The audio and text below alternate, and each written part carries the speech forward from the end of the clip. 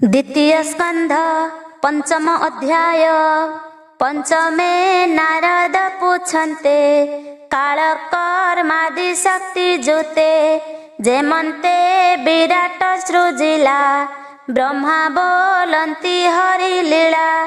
आनंद चित्ते से नारदे पूछन्ति ब्रह्मांकर पादे।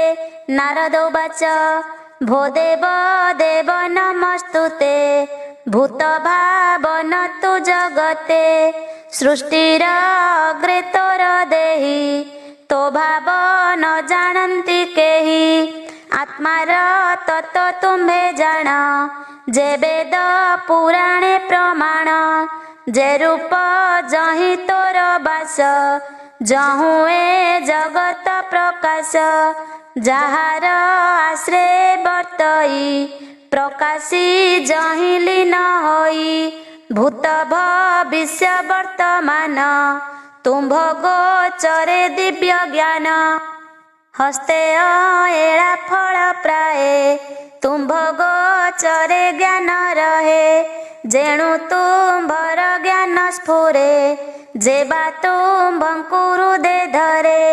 जाहार बस तु बोलाई वर्तु तु जार आत्मा बही भूते संचरी भूत करू जाहार माया रे बिहरू। ए भूत गणंकु जे पाळे अपरा भबी आत्मा तुले आत्मार शक्ति बळे भाबी अक्लेशे जथा उर्ण नाभि। ए सृष्टि कर्म गोचर जे नाम गुण रूप आर पर पर जे मध्यम जे अबा अछि स्थूल सूक्ष्म। जाने मु नाही तो बाहारे अन्य बाके अछि संसारे। तुम्भे जे घोर तप कर आत्मा समाधि बळे धर तेणु मोहित मोर मन तुम्भ उपरे केबा अन्य।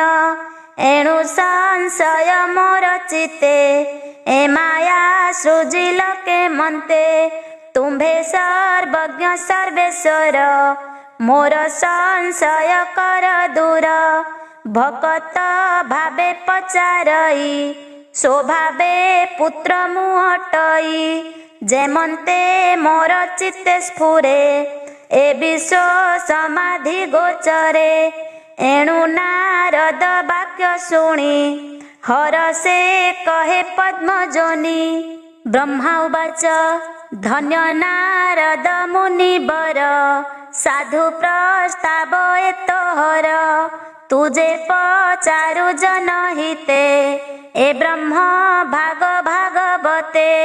विष्णु महिमा दर्शने पुछिलु विनय वचने तू जाहा पचारिलु मते मिथ्यानु हई उचिते। जेणु ईश्वर प्राय होई ए सृष्टि मोहर अटई परमेश्वर ज्ञान जेणु नाही तो हर भ्रांति तेणु। जे विष्णु आज्ञा घेनी माथे ब्रह्मांड सृजिली जे मन्ते अर्क अग्नि शशि ग्रह नक्षत्र तारा राशि तो आदि संथ छन्ति जेते जे विष्णु माया बलग्रस्ते। बोलन्ति मते विश्व गुरु जार महिमा महामेरु। जे हरि जगत ईश्वर ताहाकु मोर नमस्कार। जाहार इच्छा मार्गे स्थिति लाजे संकित भगवती से माया बसे जगत अज्ञान मदे विमोहित। मुहि मोहर ए शरीर दारा संपद बंधु मोर अज्ञानी जनक ए भाव सर्व संपद पद्मनाभ। ए द्रव्य काल कर्म जीव जीवर जे अबा स्वभाव जेते देखई भिन्न भिन्न विचारे केबा अछि आन वेद वचन देवगण ए सर्व लोक यज्ञ दान तपस्या जोग ज्ञान गति सर्व संपद दासरथी जे हरि सर्वदेह देहि सर्वदेखई कुटे थाई तार शरीर मुहि जात ताते जे सर्जई जगत स्वभावे निर्गुण मुरारी सृष्टि संचयी गुण धरी निर्गुण पुरुष ईश्वर तामाया बळे संसार सर्ग पालन तिरोधाने गुण को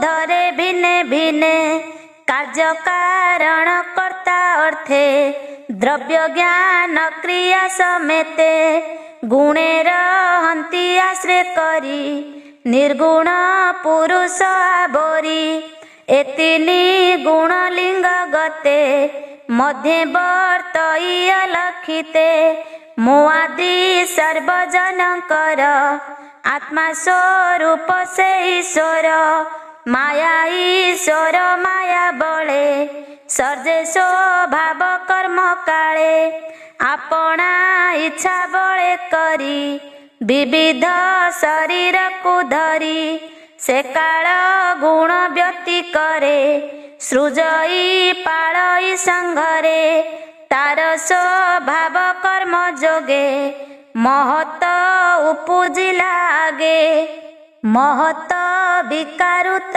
क्षणे त्रिगुण लिंग आवरणे तम प्रधान अतिरेके श्रेद्रव्य ज्ञान क्रियात्मके स्वभावे शक्ति महाघोर तम अधिक अहंकार से अहंकार नाम होई से तीनी प्रकार भजई गुण प्रकाश तीनी तीनी विकार तम तेज घेनी जे शक्ति द्रव्य क्रिया ज्ञान ए भावे भेद भिन्न भिन्न से अहंकारे भूत आदि तामस शक्ति तहि भेदी शब्द गुण मात्रा संचे नभ प्रकाशे अंतरिक्षे शब्द गुणे से प्रधान दृश्य दर्शक भेद स्थान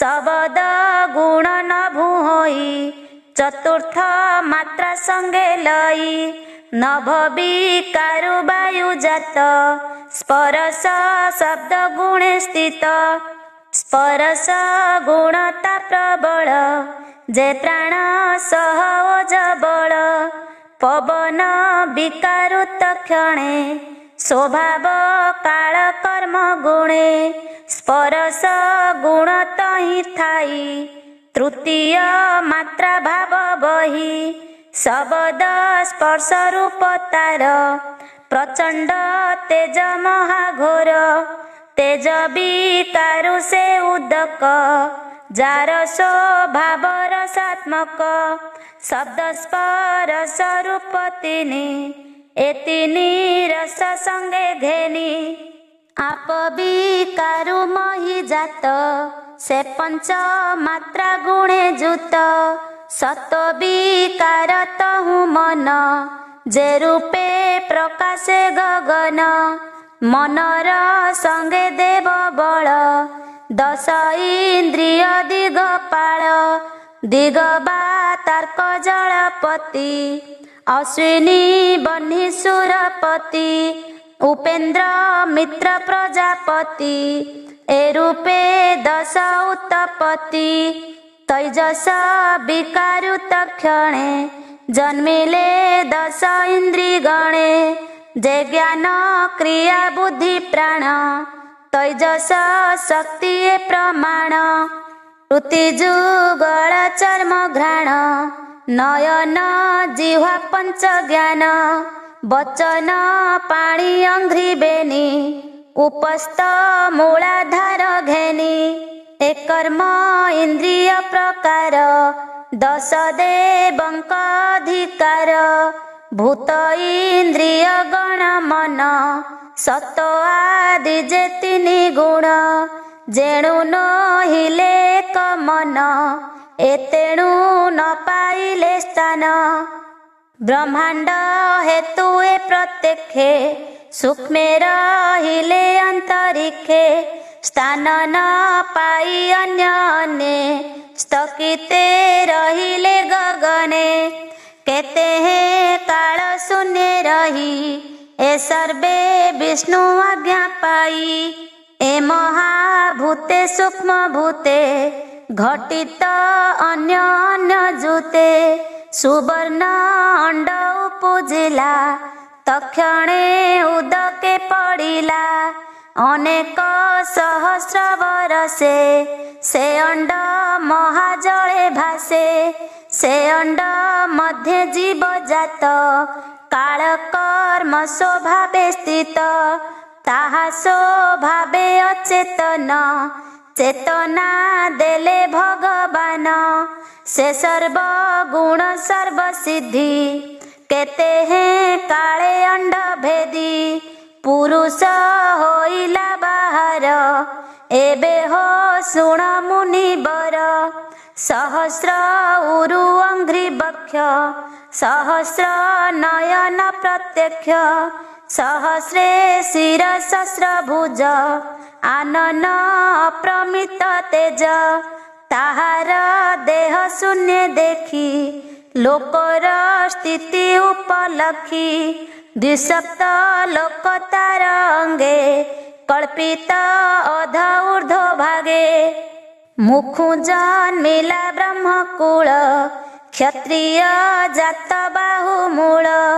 उरुजु गळु वैश्य गणे शूद्र पूजिला चरणे। भूलोक कटि भागे स्थित नाभिरु भुवलोक जात। हृदरे स्वर्गलोक मिले महत्त लोक उरस्थळे। जनलोक जे ग्रीवा तटे तपव सईबेनि ओष्ठे। मूर्धनि मध्ये सत्यलोक जे सनातन ब्रह्मलोक। सप्त पाताल अधोभागे शुण कहिबा प्रति अंगे। अतल बसे जंघ देशे उरुरे वितल प्रकाशे।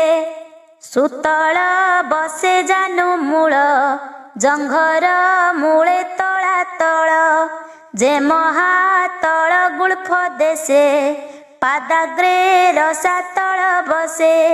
पाताल पाद तले रहे एणु भुवन विश्व देहे। ए भूमि लोक पादे बसे नाभिरे भुवजे प्रकाशे। स्वर्लोक कल्पित मूर्धनि विश्वदेहे बा विश्वमानि।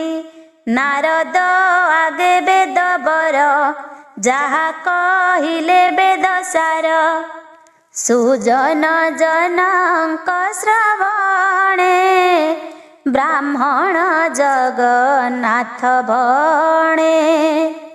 जे मन्ते ब्रह्मांडर सृष्टि भिआई थिले परमेष्ठी। इति श्रीमद्भागवते महापुराणे पारमहंस्यां संहितायां द्वितीय स्कन्धे ब्रह्मा नारद संवादो नाम 5म अध्याय।